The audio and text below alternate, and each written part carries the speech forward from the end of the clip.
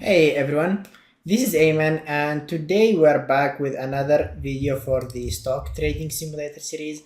Today I'm going to be talking about a trade I've executed on this particular day on Apple. I played it to the short side and I'm going to go through my thought process on the daily time frame and on the 60-minute chart. But before that, I want to remind you that we have that feature where you can share your trade after you have executed it on Twitter.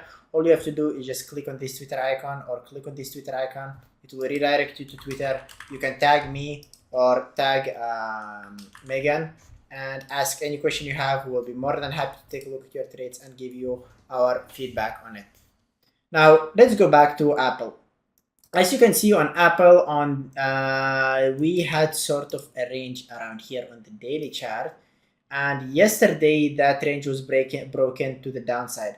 Honestly, this type of market is difficult to trade on. Why is it difficult? It's been difficult last 2 weeks. This week was honestly more better. I saw that we were forming a range. We were going sideways, so I decided to be careful about it and decided to play support and resistance levels and play a range rather than playing a trend. I love the market when it looks like this, when it is uptrending, uptrending, uptrending. This is where I do the best at. I see the clear direction. I know where the next day we're more likely to go to, and I try to pick it with the direction of the daily.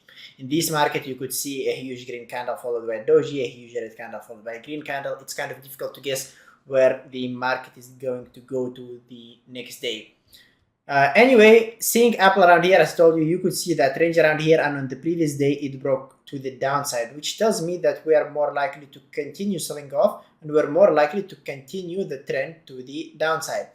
But the data is not clear enough anyway. You could see that it's range, and yes, we had the red candle, but that is not enough of a confirmation. We need something extra to give us the confirmation that this trade might actually work out.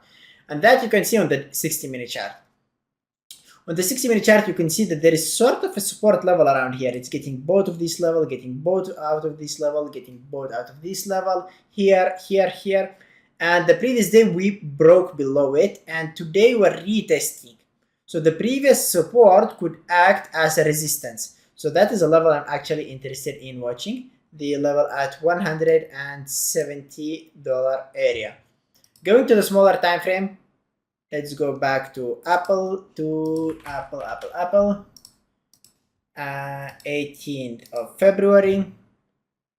Beautiful. The 1-minute chart and the 5-minute chart, and we'll draw that level at around 170, I assume.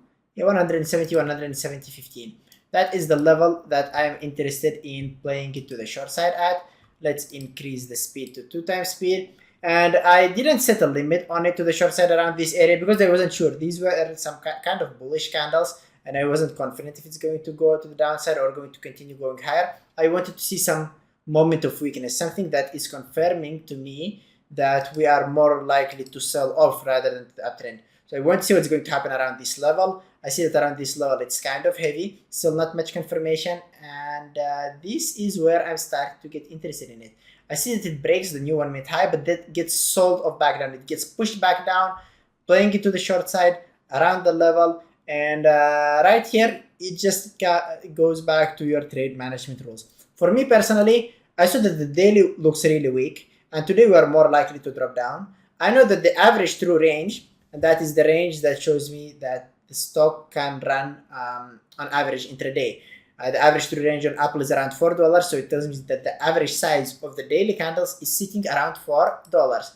The high is sitting at 170.50. The $4 will be at 166.50.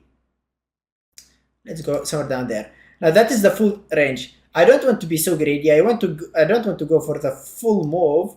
I want to play it safe, so I'm going to go for 80% of the ATR, which is 167.50. And after that, just hold it and see if it's going to reach the target or not.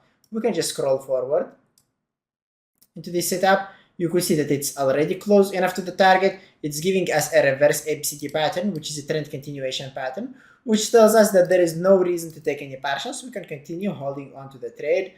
That you can see in the market replay. If you hold it longer for a few minutes or a few hours, I believe it will drop down into our target. And once it goes into the target, which is down here, you could cover either all your position or you could take only a partial, because we know that The daily looks weak, the ATR is $4, and it would continue going lower. So rather than partially and exiting all out around this level, you could hold on longer to your position. So yeah, that's it for today, guys. I hope you enjoyed this recap. If you have any questions, please feel free to write it down in the comment section or email me, ayman@beatabletraders.com. Like, share, and subscribe, and I hope you all enjoy the long weekend. And goodbye, everyone.